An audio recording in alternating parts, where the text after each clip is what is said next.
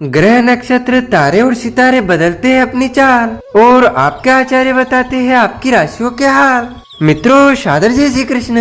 मैं हूँ आपके साथ पंडित आचार्य नीलेश शर्मा। आज हम आपको बताने जा रहे हैं वर्ष 2024 का चौथा महीना यानी कि अप्रैल महीना आपके लिए कुंभ राशि के लिए कैसा रहने वाला है। आपका कार्य क्षेत्र यानी कि आपका करियर, आपकी नौकरी, आपका व्यापार व्यवसाय कैसा रहेगा। आपकी आर्थिक स्थिति यानी कि आपकी कमाई व आपके खर्चे कैसे रहेंगे। आपका स्वास्थ्य जीवन यानी कि आपकी सेहत कैसी रहेगी। आपका प्रेम जीवन तथा आपका वैवाहिक जीवन कैसा रहेगा। आपका पारिवारिक जीवन, आपका पारिवारिक माहौल कैसा रहेगा। और वीडियो के अंत में बाधाओं से बचने के लिए तथा आपके सभी कार्य निश्चय ही पूर्ण हो ज्योतिषी उपाय बताएंगे। चलिए सबसे पहले हम बात करते हैं आपके कार्य क्षेत्र की यानी कि आपका करियर, आपकी नौकरी, आपका व्यापार व्यवसाय अप्रैल के महीने में कैसा रहेगा। करियर के दृष्टिकोण से यह महीना मध्यम रहने की संभावना है। दसम भाव के स्वामी मंगल महाराज महीने की शुरुआत में ही आपकी राशि स्वामी शनि के साथ आपके प्रथम भाव में रहेंगे। शनि और मंगल विपरीत प्रकृति के ग्रह होने के कारण आपके व्यवहार में बदलाव आएगा। आप थोड़े चिड़चिड़े हो जाएंगे और इसका असर आपके काम पर भी पड़ेगा। आप अपने कार्य क्षेत्र में लोगों से बिना बात के झगड़ा कर सकते हैं जिसकी कोई खास वजह नहीं होगी और इसकी वजह से आप बाद में पछताएंगे, लेकिन तब तक देर हो सकती है। इसीलिए आपको बहुत ज़्यादा सावधानी रखनी होगी। किसी से भी व्यर्थ वाद विवाद होने न दे, अन्यथा आपकी नौकरी खतरे में पड़ सकती है। हालांकि अच्छी बात यह है कि आपके सहकर्मियों का सहयोग आपके प्रति बना रहेगा जिससे आपको अपनी नौकरी में इच्छित परिणामों की प्राप्ति होगी और आप अपनी नौकरी में मेहनत के दम पर आगे बढ़ने में लगेंगे। आपके वरिष्ठ अधिकारी आपको कुछ नई चुनौतियां देंगे जिन्हें पूरा करना आपके लिए आवश्यक होगा। हालांकि आप उनकी अपेक्षाओं पर खरा उतरेंगे और अपना स्थान पक्का करेंगे। व्यापार करने वाले जातकों को भी ध्यान देना होगा। शनि और मंगल का संयुक्त प्रभाव सप्तम भाव पर महीने की शुरुआत में ही बना रहेगा और दूसरे भाव में राहु और सूर्य ग्रहण दोष निर्मित करेंगे जहां पर शुक्र भी विराजमान होंगे। यह दोनों ही ग्रह स्थितियां व्यापार में शिथिलता ला सकती है। आपके व्यवसाय में चुनौती बढ़ने के योग बने रहेंगे। आप अपने यहाँ काम करने वाले लोगों और जिन लोगों के साथ मिलकर काम कर रहे हैं उनके साथ अच्छा व्यवहार न कर पाए, ऐसी स्थिति बन रही है। इसीलिए आपको बहुत सावधानी रखनी होगी। व्यापार को लेकर किसी तरह का नया निवेश करने से बचना चाहिए। अब हम बात करते हैं आपकी आर्थिक स्थिति की यानी कि आपकी कमाई व आपके खर्चे अप्रैल में कैसे रहेंगे। यदि आपकी आर्थिक स्थिति को देखा जाए तो इस महीने सबसे अच्छी बात यह रहेगी कि आपके खर्चे पूरी तरह से नियंत्रण में रहेंगे। कुछ एक छोटे मोटे धार्मिक और घरेलू कार्यों को छोड़ दे तो कोई व्यर्थ का व्यय इस महीने आपके सामने नहीं आने वाला है और इस कारण से आपकी आमदनी जितनी भी होगी वह आपके लिए पर्याप्त होगी और आप राहत की सांस लेंगे। मासिक राशिफल 2024 संकेत दे रहा है कि दूसरे भाव में राहु और सूर्य का ग्रहण दोष आर्थिक स्थिति में समस्या खड़ी करेगा। धन की बचत होने में समस्याएं होंगी और आपको यह उच्च राशि के होकर शुक्र धीरे धीरे अपना प्रभाव बढ़ाएंगे और इनके परिणाम स्वरूप आपके आर्थिक स्थिति में सुधार होने लगेगा। एकादश भाव के स्वामी देवगुरु बृहस्पति महाराज कुंडली के तृतीय भाव में विराजमान रहेंगे। इसके परिणाम स्वरूप निजी प्रयासों से आपको अर्थ लाभ होने के योग बनेंगे। आपकी आर्थिक स्थिति में सुधार होगा और आप अपने प्रयासों को बढ़ाते हुए अपनी आर्थिक स्थिति को भी मजबूत बना सकते हैं। व्यापार में चुनौतियों के बावजूद सरकारी क्षेत्र से लाभ होने के महीने के उत्तरार्ध में योग बन रहे हैं। आप किसी संपत्ति के क्रय विक्रय का लाभ भी अभी उठा सकते हैं जिससे आपकी आर्थिक स्थिति अच्छी रहेगी। यदि आपने शेयर बाजार में निवेश किया हुआ है तो महीने के उत्तरार्ध में आपको अच्छी सफलता और अर्थ लाभ मिल सकता है। अब हम बात करते हैं आपके स्वास्थ्य जीवन की। आपकी सेहत अप्रैल के महीने में कैसी रहेगी यह महीना स्वास्थ्य के दृष्टिकोण से कुछ कमजोर रहने की संभावना है। सर्वप्रथम राशि स्वामी शनि महाराज आपकी राशि में विराजमान रहकर स्वास्थ्य को अनुकूल बनाने का पूर्ण प्रयास करेंगे, लेकिन अष्टम भाव में केतु और प्रथम भाव में मंगल का विराजमान होना शारीरिक समस्याओं को बढ़ा सकता है। आपको किसी प्रकार की शल्य चिकित्सा से गुजरना पड़ सकता है।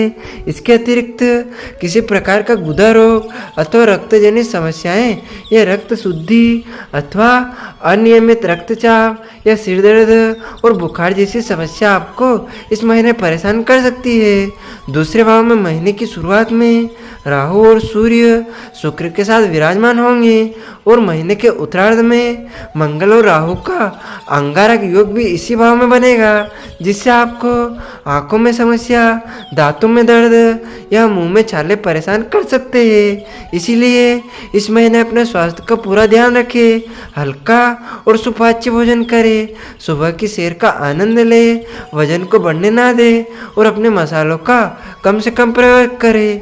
इससे आपका अच्छा स्वास्थ्य प्राप्त कर सकते हैं। यदि आप पहले से किसी बीमारी का शिकार है तो अपने इलाज को निरंतर बनाए रखें, इससे आपको लाभ होगा और परहेज भी ध्यान दें। अब हम बात करते हैं आपके प्रेम जीवन तथा आपके वैवाहिक जीवन की। अप्रैल के महीने में कैसा रहने वाला है?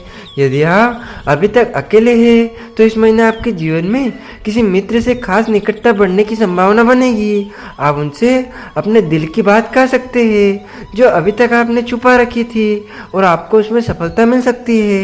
लेकिन ध्यान रखें कि आप ऐसा करना चाहते हैं तो 9 अप्रैल से पहले कर ले, क्योंकि उसके बाद बुध महाराज द्वितीय भाव में चले जाएंगे जहां वो वक्री अवस्था में होंगे। इससे आपकी बात का बतंगड़ बन सकता है और आपका प्रस्ताव ठुकराया भी जा सकता है। यदि आप किसी प्रेम संबंध में हैं तो इस संबंध में आपको नई प्रगति के योग बनेंगे। आप अपने मन की हर बात अपने प्रियतम के सामने रख देंगे, उन्हें आपकी सादगी पसंद आएगी। आप उनसे विवाह का प्रस्ताव भी रख सकते हैं जिसमें सफलता मिलने की उम्मीद है। हालांकि यह महीने के प्रथम सप्ताह के दौरान ऐसा करना ज़्यादा लाभदायक रहेगा। यदि आप किसी वैवाहिक संबंध में हैं तो यह महीना आपके लिए कुछ कमजोर रहने की प्रबल संभावना है। शनि और मंगल का संयुक्त प्रभाव प्रथम भाव से आपके सप्तम भाव पर पड़ेगा। इस विपरीत प्रकृति के ग्रहों के कारण आप और आपके जीवन साथी के मध्य परेशानियां बढ़ सकती है। एक दूसरे को देखकर तनाव, टकराव, अहम की लड़ाई और अनेक ऐसी समस्याएं हो सकती है जिनके बारे में सोचा ना हो। यह अल्प समय के लिए होगा लेकिन अपनी छाप छोड़ कर जा सकता है। आप और आपके जीवन साथी को स्वास्थ्य समस्याएं भी परेशान कर सकती है, इसीलिए इस समय को व्यतीत होने दें और कुछ प्रतीक्षा करें। मंगल महाराज 23 अप्रैल को द्वितीय भाव में जाएंगे और सप्तम भाव से उनका प्रभाव हट जाएगा। इससे यह स्थिति ठीक होने लगेगी। हालांकि जीवन साथी को स्वास्थ्य समस्या बढ़ सकती है, इसीलिए उनका पूरी तरह से ध्यान रखें। अब हम बात करते हैं आपके पारिवारिक जीवन की।